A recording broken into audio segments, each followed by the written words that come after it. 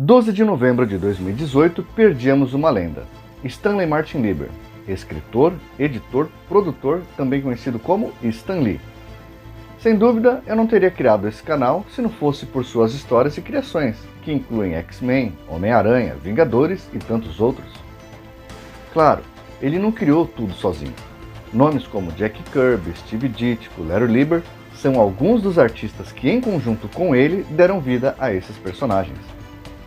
Mas eu acredito que o seu talento, o carisma, a paixão que ele tinha pelo trabalho foram uma das qualidades que levaram ele para um outro nível, tornando-se em um dos mais influenciadores do mundo pop de todos os tempos.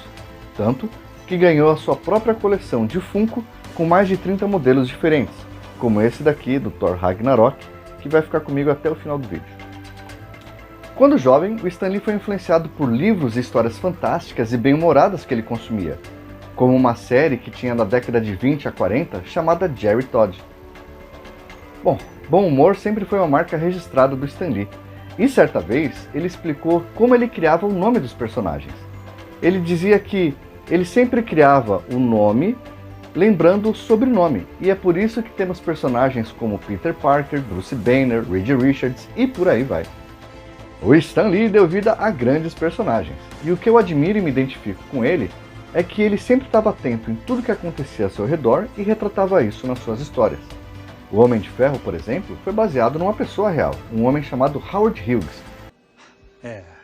Um homem grande com armadura. Sem isso, você é o quê? Gênio, bilionário, playboy, filantropo.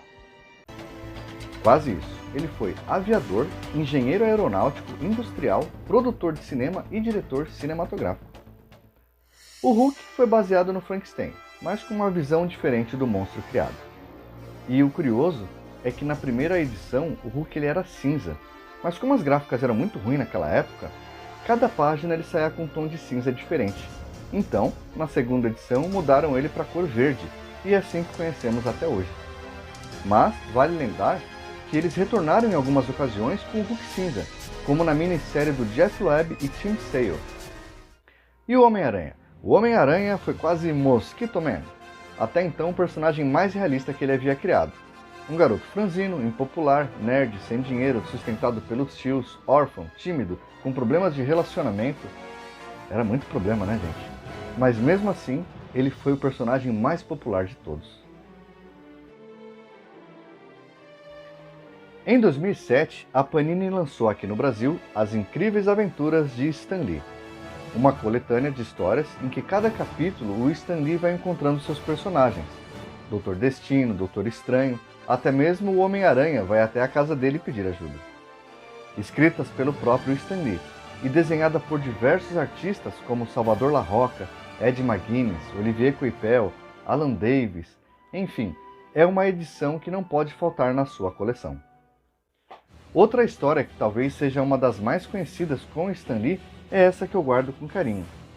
Escrita pelo Stan Lee e desenhada pelo artista francês Jean Giroux, ou mais conhecido como Moebius, Surfista Prateado Parábola, ela tem uma história um pouco diferente do que estamos acostumados a ler.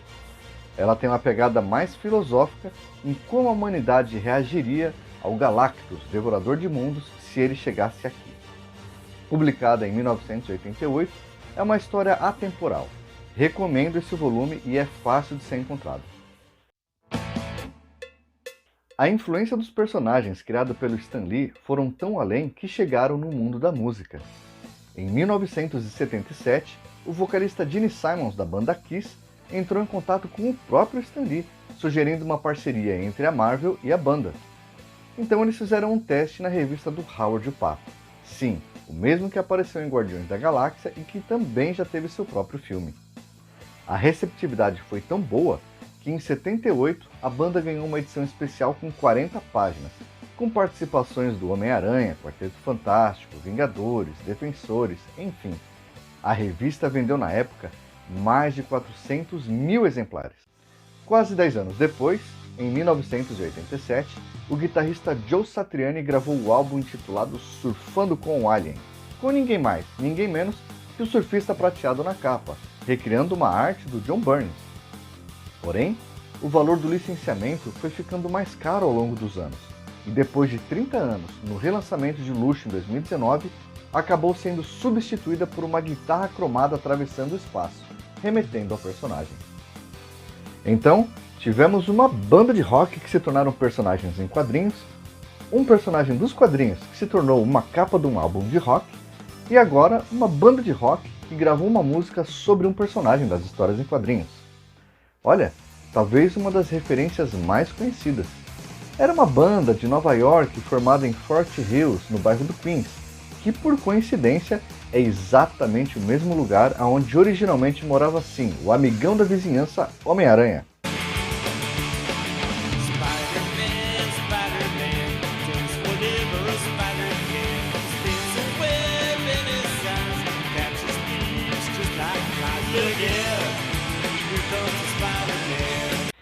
Em 1995, os Ramones foram convidados a regravar o tema de abertura da animação do Homem-Aranha da década de 60.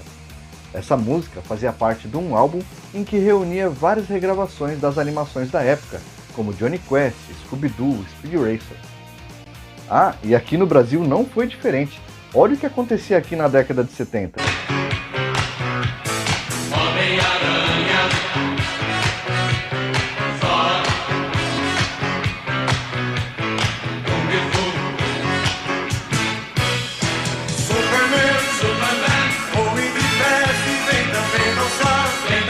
Com o vocalista Benê da banda Os Moscas, esse foi o grupo Super-Heróis, que em 79 vendeu mais de 150 mil cópias.